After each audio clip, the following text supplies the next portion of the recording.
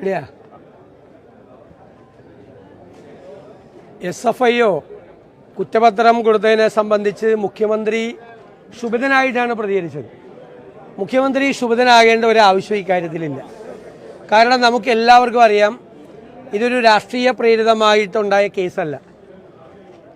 ഇത് ഒരു ഇൻകം ടാക്സിൻ്റെ ഒരു സ്റ്റാറ്റ്യൂട്ടറി ബോഡിയിൽ മറ്റൊരു കേസുമായി ബന്ധപ്പെട്ട് പുറത്തു വന്ന വിവരങ്ങളാണ്.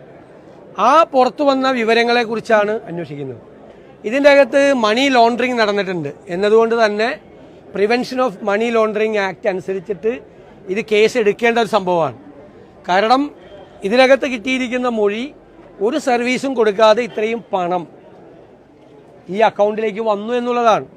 സ്വാഭാവികമായും മുഖ്യമന്ത്രി ആ സ്ഥാനത്ത് ഇരിക്കുമ്പോൾ അദ്ദേഹത്തിനെതിരായിട്ട് ആരോപണങ്ങളുണ്ടാവും, അദ്ദേഹത്തിനെതിരായ ആക്ഷേപങ്ങളുണ്ടാവും.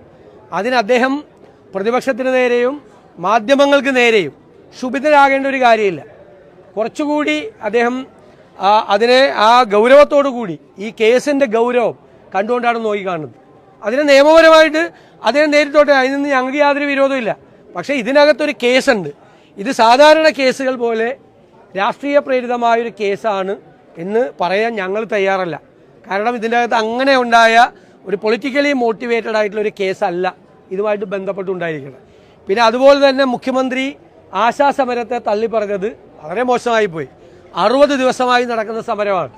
അത് സംബന്ധിച്ച് അദ്ദേഹത്തിന് കിട്ടിയിരിക്കുന്ന മുഴുവൻ വിവരങ്ങളും തെറ്റാണ്. ആശമാരെ വന്നതിന് ശേഷം കേന്ദ്ര ഗവൺമെൻറ് ഇതുവരെ ഇൻസെൻറ്റീവ് വർദ്ധിപ്പിച്ചില്ല എന്ന് പറഞ്ഞത് തെറ്റാണ്. 2019 വർദ്ധിപ്പിച്ചിട്ടുണ്ട്. അതുപോരാ, നമ്മുടെ MPമാരടക്കമുള്ള ആളുകൾ കേന്ദ്ര സർക്കാർ ആശാ വർക്കേഴ്സിന് വേണ്ടിയിട്ടുള്ള ഇൻസെൻറ്റീവ് വർദ്ധിപ്പിക്കണമെന്ന് ശക്തമായി പാർലമെൻറ്റിൽ ആവശ്യപ്പെട്ടിട്ടുണ്ട്. ഞങ്ങൾ കേരള ഗവൺമെൻറ്റും കേന്ദ്ര ഗവൺമെൻറ്റും ഇക്കാര്യത്തിൽ ഇടപെടണമെന്നാണ്.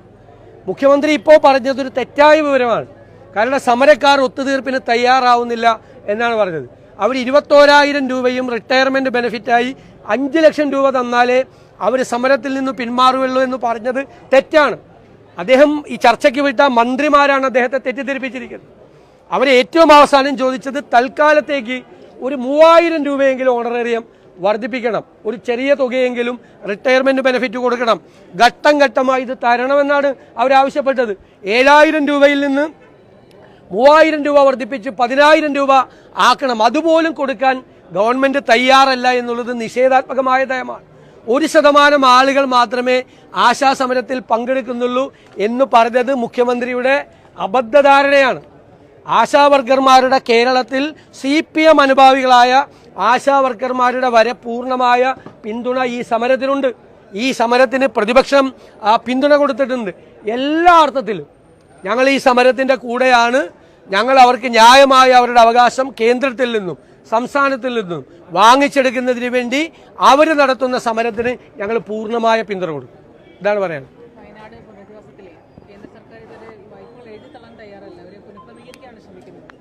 അത് വായ്പകൾ എഴുതി തള്ളണം കേന്ദ്ര സർക്കാർ.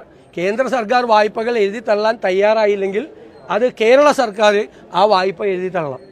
കാരണം അല്ലാതെ ഇനി അവരെങ്ങനെ വായ്പ അടയ്ക്കുന്നത്? പല ആവശ്യങ്ങൾക്കും വേണ്ടി വായ്പ എടുത്തിരിക്കുന്ന ആളുകളുടെ വീട് പോലും അവിടെയില്ല. ഉപജീവനമാർഗം മുഴുവൻ നഷ്ടപ്പെട്ടു. ബാങ്കുകൾ ജപ്തി നോട്ടീസ് അയച്ചാൽ ഈ പാവങ്ങൾ എന്ത് ചെയ്യും? അപ്പോൾ അത് കേന്ദ്രവും സംസ്ഥാനവും കേന്ദ്ര ഗവൺമെൻറ്റാണ് കൊടുക്കുക.